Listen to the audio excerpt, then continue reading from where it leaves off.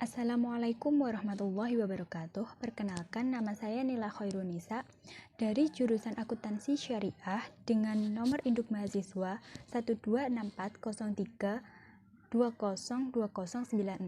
Di sini saya akan mempresentasikan mata kuliah Studi Ekonomi Islam. Bab yang pertama yaitu ragam ekonomi Islam. Di sini saya akan menjelaskan 4, yaitu murabahah, mudharabah, riba, dan gadai.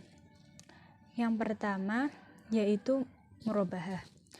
Murabahah sendiri secara bahasa berasal dari kata aribu atau anama yang berarti tumbuh dan berkembang. Secara istilah, murabahah yaitu jual beli dengan harga awal disertai tambahan keuntungan. Jual beli murabahah merupakan jual beli di mana penjual memberitahu kepada pembeli tentang harga pokok barang dan pembeli membeli dengan harga pokok tersebut. Jenis-jenis murabahah ada 2, yaitu dengan pesanan dan tanpa pesanan. Landasan hukum murabahah terdapat di dalam Al-Quran surat Al-Baqarah ayat 275, As-Sunnah, Ijma, Kaidah Fikih, dan Dewan Syariah Nasional. Mudharabah secara istilah adalah akad antara dua pihak saling menanggung. Salah satu pihak menyerahkan hartanya kepada pihak lain untuk diperdagangkan dengan bagian dan syarat yang telah ditentukan. Jadi mudharabah yaitu akad kerjasama antara dua belah pihak di mana pihak pertama menyediakan modal dan pihak lainnya mengelola. Jenis-jenis mudharabah yaitu ada mutlaqah, modal tanpa syarat, muqayyah, tsunaiyah, dan musytarakah. Rukun mudharabah ada pemilik, pengelola, akad mudharabah, modal, amal, dan keuntungan. Riba merupakan lebihan nilai harta yang ditentukan secara tidak adil tanpa adanya kesepakatan harga yang terjadi dalam transaksi tukar-menukar antara harga dengan harga, baik uang maupun barang. Macam-macam riba yaitu ada al-qard, al-fadhi, al-yard, dan an-nasi'ah.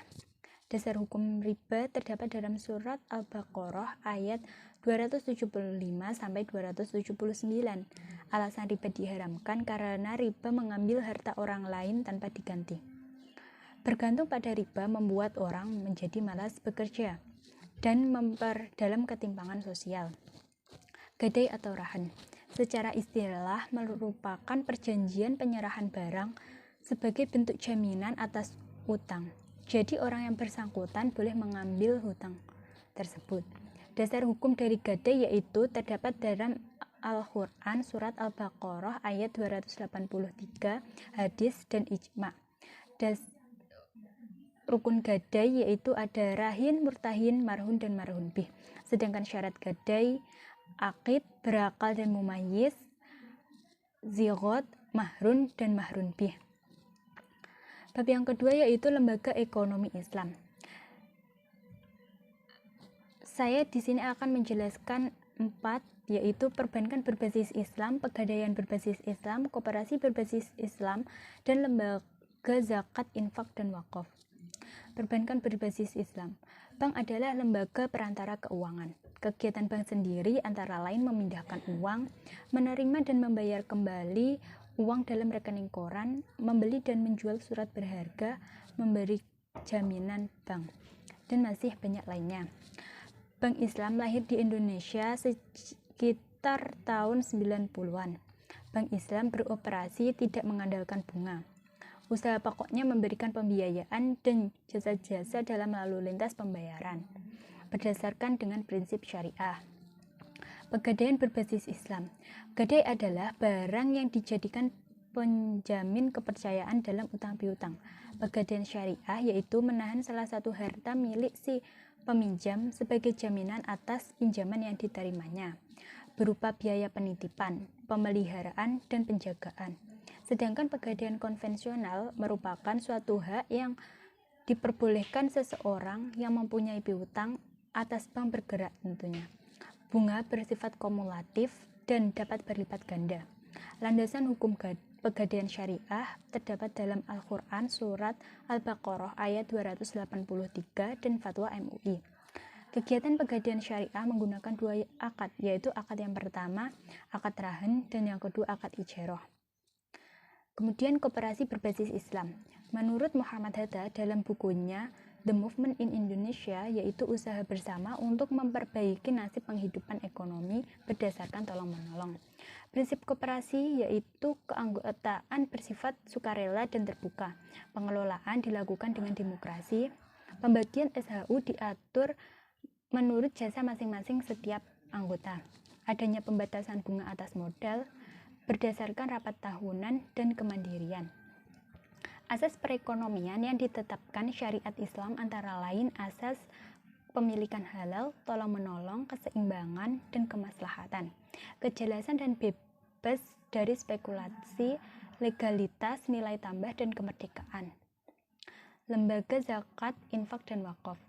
Zakat adalah sesuatu yang diwajibkan oleh setiap orang muslim pada bulan Ramadan, berfungsi untuk mensucikan diri dan mensucikan jiwa dan harta yang diperolehnya. Infak adalah ibadah sosial yang utama dengan menafkahkan harta di jalan Allah. Wakaf adalah perbuatan hukum seorang mukallaf untuk menyerahkan sebagian harta yang dimiliki dalam jangka waktu tertentu atau dalam jangka waktu yang tidak terbatas untuk kepentingan ibadah. Salah satu lembaga amil zakat nasional yang mengelola zakat, infak, dan wakaf di bawah naungan NU adalah Lazisnu. Bab yang ketiga yaitu studi komparasi ekonomi Islam. Studi komparasi ekonomi Islam ada ekonomi Islam dan ekonomi liberal, ekonomi Islam dan ekonomi sosialisme, ekonomi Islam dan ekonomi kerakyatan Pancasila, serta ekonomi Islam dan ekonomi pembangunan. Ekonomi Islam dan ekonomi liberal. Sistem ekonomi Islam yaitu suatu sistem ekonomi yang didasarkan pada ajaran dan nilai-nilai Islam. Sedangkan ekonomi liberal merupakan teori ekonomi yang diuraikan oleh tokoh-tokoh penemu ekonomi klasik. Ekonomi klasik berkaitan kebebasan alami yang dipahami oleh tokoh-tokoh ekonomi liberal klasik. Konsepnya menuju pasar bebas dan sistem ekonom berpaham. Perbedaan antara ekonomi Islam dan ekonomi kapitalis terdapat dalam persoalan ekonomi, pasar, peran negara bagi sistem ekonomi, dan subsidi bagi rakyat. Kemudian ekonomi Islam dan ekonomi sosialisme. Ekonomi Islam sangat dibutuhkan dalam masa milenial ini karena tujuannya memberi keselarasan bagi kehidupan dunia. Dalam pandangan Al-Quran, filsafat fundamental ekonomi Islam adalah tauhid. Ekonomi Islam mempunyai dua bagian, yaitu bagian yang tetap berhubungan dengan prinsip ekonomi Islam yang disampaikan melalui Al-Quran dan Sunnah, dan bagian yang berubah berkaitan dengan langkah-langkah yang disampaikan para ulama. Prinsip ekonomi sosialis yaitu pemilikan harta oleh negara, kesamaan ekonomi, dan disiplin politik. Ekonomi Islam dan ekonomi kerakyatan Pancasila. Istilah ekonomi kerakyatan muncul di Indonesia sejak tahun 1931.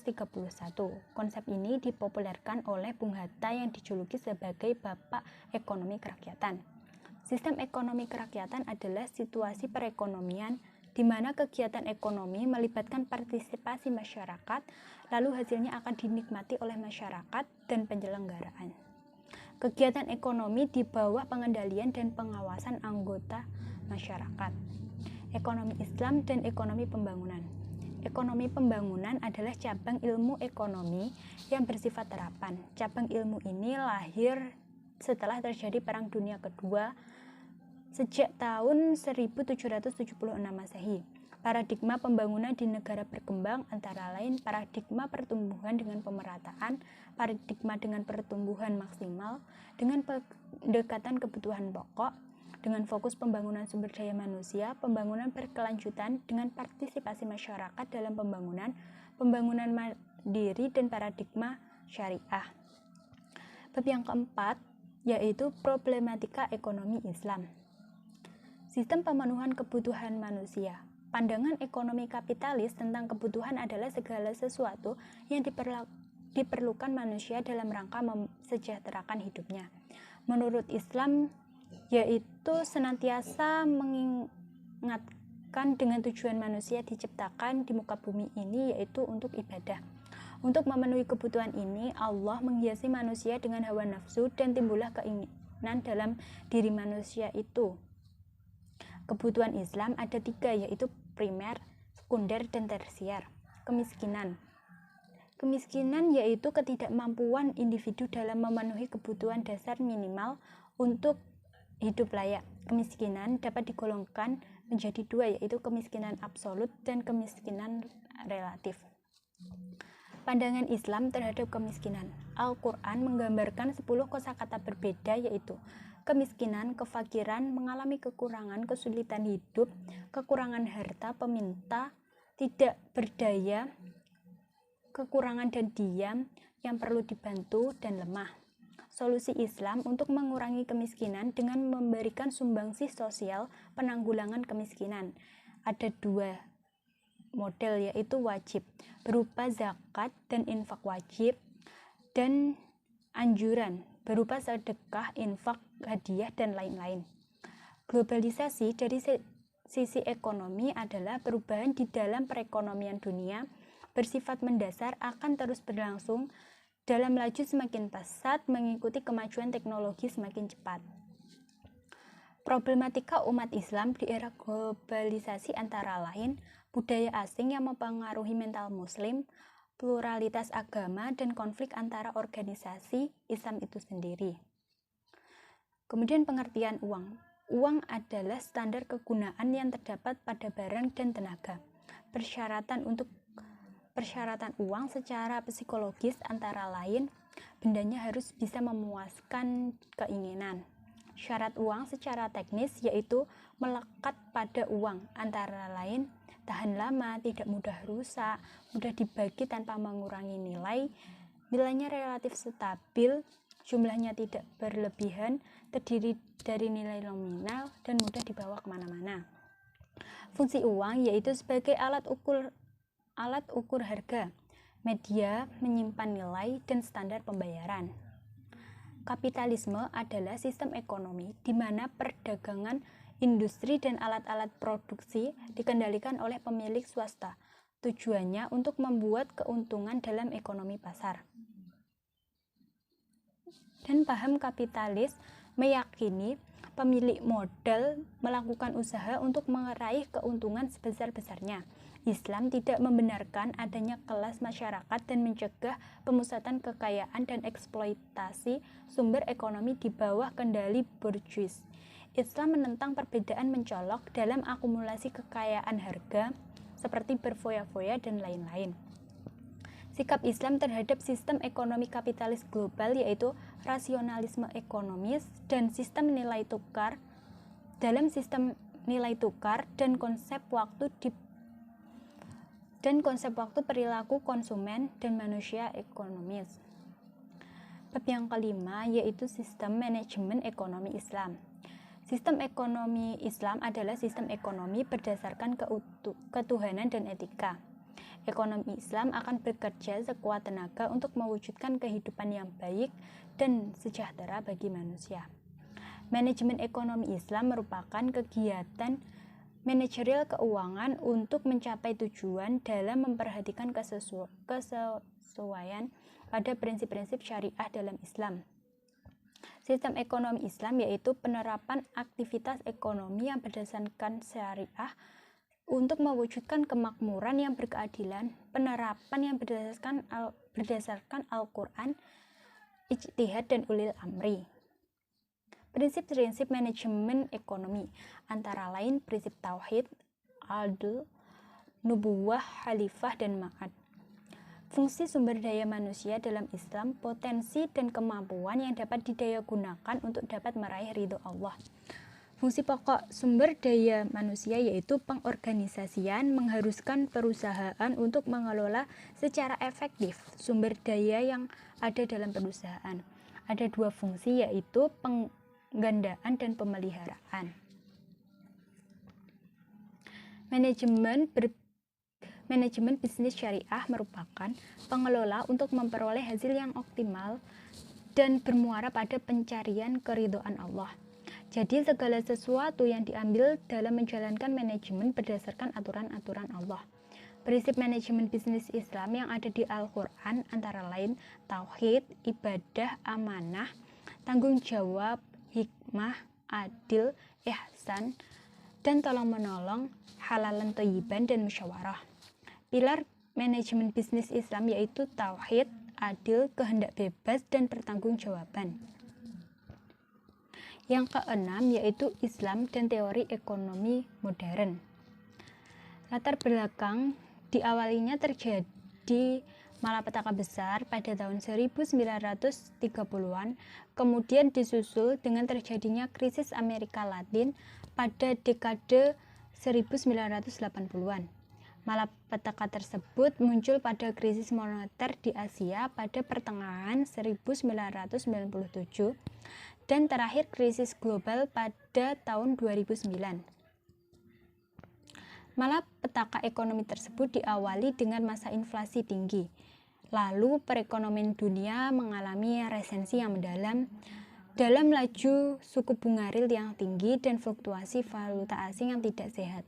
Maka diperlukan pengerahan segenap tenaga, mulai dari sumber daya manusia dan memperdayagunakan sumber daya alam, untuk melewati ketertinggalan masa depan yang cerah dengan rujukan ajaran dan metode dasar Islam. Ekonomi Islam merupakan sistem ilmu pengetahuan menyoroti masalah perekonomian. Ada 6 prinsip ekonomi Islam, antara lain tauhid, keadilan, kebebasan dan tanggung jawab, maslahah, keseimbangan, kejujuran, dan kebenaran. Ekonomi mikro dalam kajian Islam merupakan cabang ilmu ekonomi yang terfokus mempelajari hubungan timbal balik antara produsen dan konsumen yang melibatkan kegiatan ekonomi, dan kegiatan ekonominya diilhami dengan nilai-nilai keislaman. Ekonomi mikro dalam kajian Islam yaitu studi tentang ekonomi makro dalam kajian Islam yaitu studi tentang ekonomi secara keseluruhan, menjelaskan perubahan ekonomi yang mempengaruhi banyak masyarakat, perusahaan, dan pasar. Ekonomi digital yaitu menjelaskan perkembangan dan pertumbuhan ekonomi beberapa dekade yang akan datang. Pajak.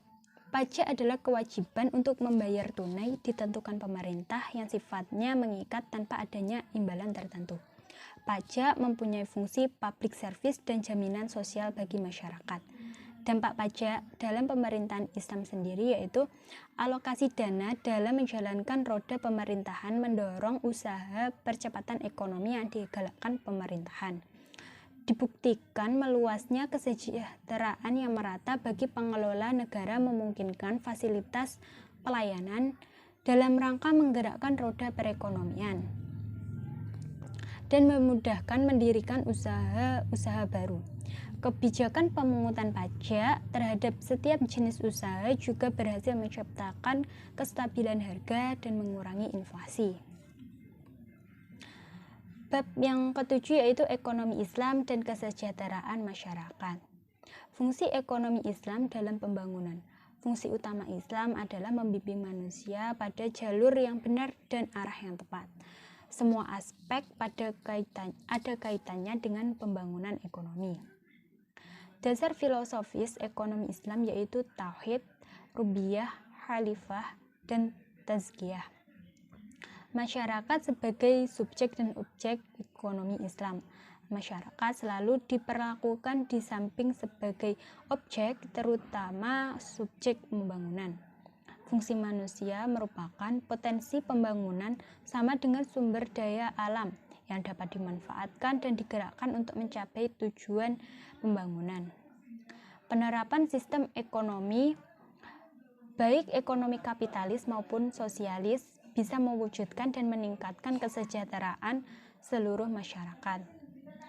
Tapi sejarah mencatat banyak kegagalan atas sistem ekonomi yang diterapkan, bahkan menimbulkan banyak permasalahan. Disinilah sistem ekonomi Islam tampil, sebagaimana Islam memiliki sifat yang mudarat. Sistem ekonomi Islam tidak menzolimi kaum yang lemah, kaum yang lemah sebagaimana terjadi pada sistem kapitalis, dan tidak juga menzolimi hak individu sebagaimana yang terjadi pada sistem komunis. Jadi sistem ekonomi Islam itu seimbang. Teori kritik ekonomi dan sosial. Proses berjalannya transformasi ekonomi tidak bisa dipisahkan dari transformasi sosial. Transformasi sosial akan membentuk pola-pola baru dalam hubungan ekonomi, sosial, dan masyarakat. Terbentuknya pola kemitraan yang saling menjaga dan memiliki satu dengan yang lain. Jika pola tersebut dipertahankan, maka akan timbul budaya baru dalam mengelola perekonomian masyarakat. Sekian dari saya. Apabila ada kurang lebihnya mohon maaf. Wassalamualaikum warahmatullahi wabarakatuh.